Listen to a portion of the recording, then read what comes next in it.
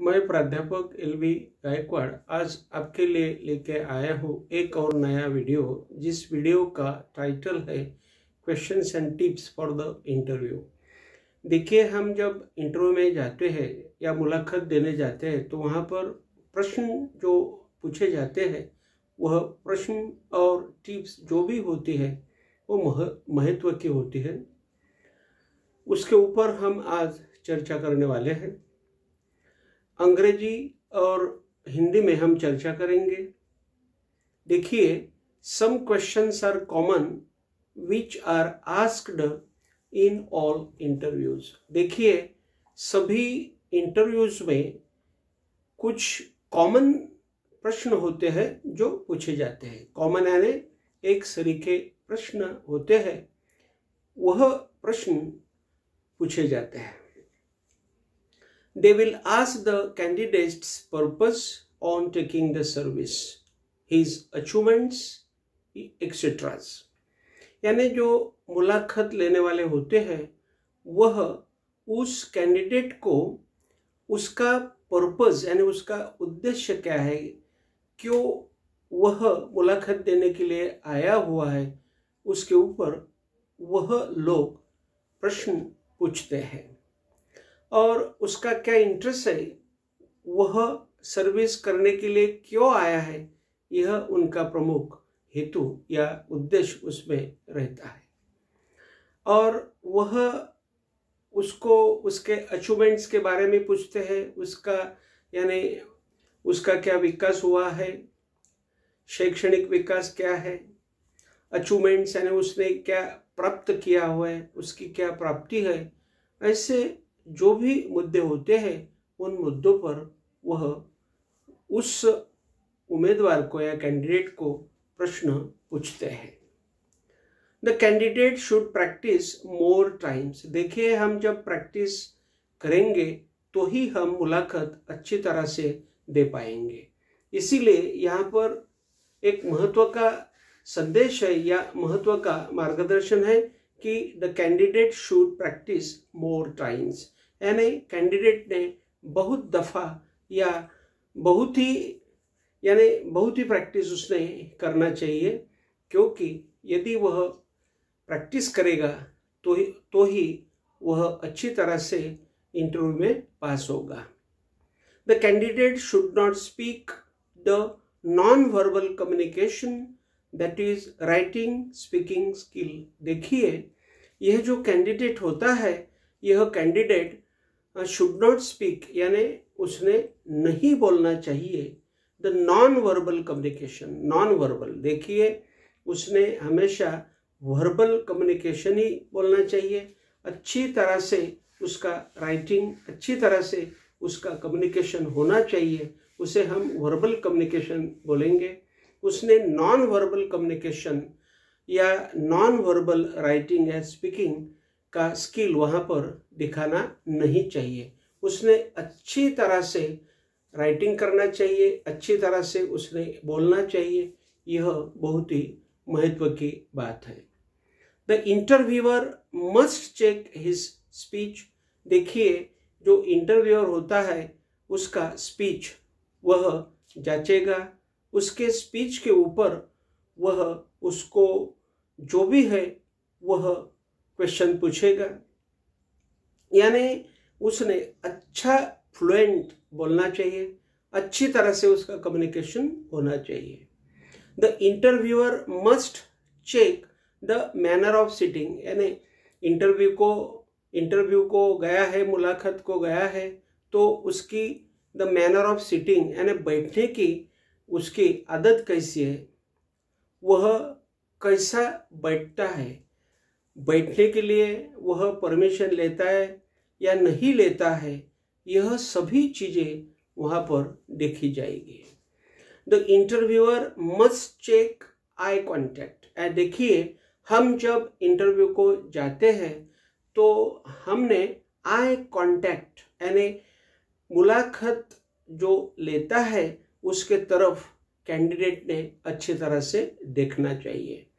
यदि कैंडिडेट मुलाकात लेने वाले के तरफ अच्छी तरह से नहीं देखेगा तो मुलाकात लेने वाले को समझ जाएगा कि इस कैंडिडेट में आत्मविश्वास का अभाव है, यह आत्मविश्वास से नहीं बोल पा रहा है। इसलिए the interviewer must check eye contact and dressing sense. देखिए इस कैंडिडेट ने कैसा ड्रेस पहना हुआ है, कैसे कपड़े उसने पहने हुए हैं, या उसका ड्रेस या उसका यूनिफॉर्म कैसा है, इसके बारे में भी सभी देखा जाएगा। इसलिए कैंडिडेट ने अच्छे से अच्छे कपड़े या फॉर्मल ड्रेस में वहाँ पर जाना चाहिए और अच्छी तरह से उसका जो प्रदर्शन है उसके यूनिफॉर्म का उसने करना चाहिए। The candidate should be interested in the job and dress. देखिए the candidate should be interested यानी कैंडिडेट यह इंटरेस्टेड होना चाहिए, उसको उसमें रुचि होना चाहिए, अभिरुचि होना चाहिए, उसमें उसको अच्छी तरह से उसका इंटरेस्ट होना चाहिए जॉब में और उसके ड्रेस में। यदि उसका ड्रेस फॉर्मल नहीं है यानी मुलाकात के अनुसार उसका ड्रेस नहीं है, उसके कपड़े नहीं है, उसने कपड़े अच्छी तरह से नहीं पहने हुए हैं और जॉब के अनुसार वह कपड़े नहीं पहना हुआ है वो बच्चा या वह कैंडिडेट या वह लड़की, तो देखिए उसका चयन या उसका इवैल्यूएशन या मूल्यमापन नहीं होगा और वह इंटरव्यू में नापास हो जाएगा या फेल हो जाएगा। His voice should be clear, fluent, intelligent, clever। देखिए इस कैंडिडेट ने बहुत ही अच्छी तरह से वहाँ पर बोलना चाहिए। इसका जो भी कम्युनिकेशन स्किल है, यह कम्युनिकेशन स्किल उसने अच्छी तरह से देना चाहिए। उसका अंग्रेजी का बोलना होना चाहिए, हिंदी का यदि बोलना होता है तो हिंदी भी उसे अच्छी तरह से आना चाहिए। ये सभी बातें यहाँ पर वह मुलाकात लेने वाले देखते हैं। इसीलिए यहाँ पर मैं बताऊंगा आपको कि his voice should be very clever, intelligent, fluent and clear.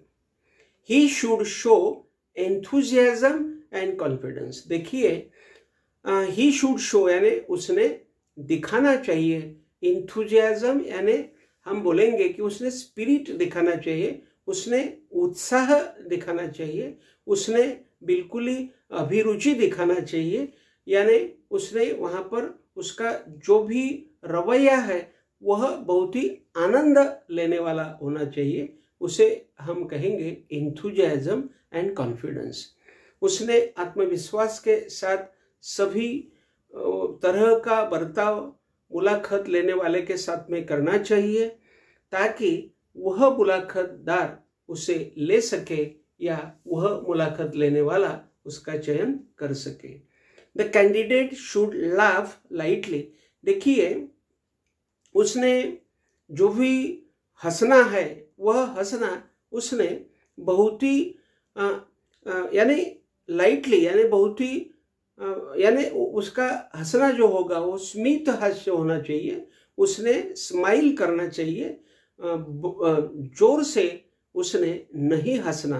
यानी the candidate should smile lightly या the candidate should laugh lightly, यानी उसका जो भी हंसना है वह हंसना बहुत ही कम मात्रा में होना चाहिए, यानी वह मुंह में ही हंसना चाहिए, मुंह में, यानी वो हंसा कि नहीं हंसा, यानी उसका स्माइल होना चाहिए, बड़े आवाज में उसने हंसना नहीं, यह बात उसको संभालना है। He should have the friendly gestures during the interview.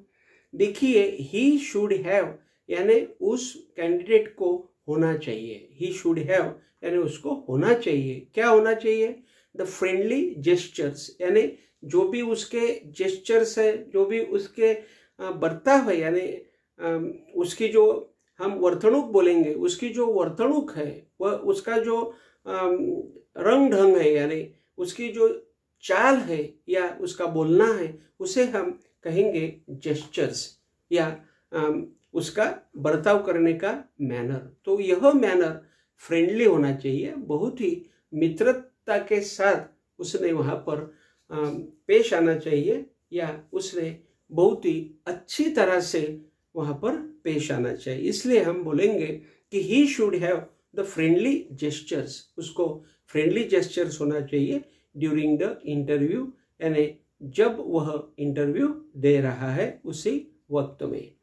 He should know the background of the company and the current developments. देखिए जो कंपनी है उसी कंपनी का उसे सभी बैकग्राउंड या सभी पार्श्वभूमि, वो कंपनी की क्या है, वो कंपनी कैसी है, उसका नाम क्या है, वह कंपनी फेमस है यानी वह मशहूर है या नहीं है, यह सभी बातें उसने देखना चाहिए। या उस कंपनी की करंट यानी जो भी बातें हैं, यानी करंट यानी बिल्कुल ही अभी अभी वो कंपनी मार्केट में कैसी है, यही सभी बातें उसको मालूम होना चाहिए, क्योंकि वह मुलाकात लेने वाला करंट डेवलपमेंट्स, कंपनी की जो भी करंट डेवलपमेंट है, विकास है, प्रगति है, उसके ऊपर वह प्रश्न पूछेगा। तो इसलिए कंपनी का सभी बैकग्राउंड और कंपनी का करंट डेवलपमेंट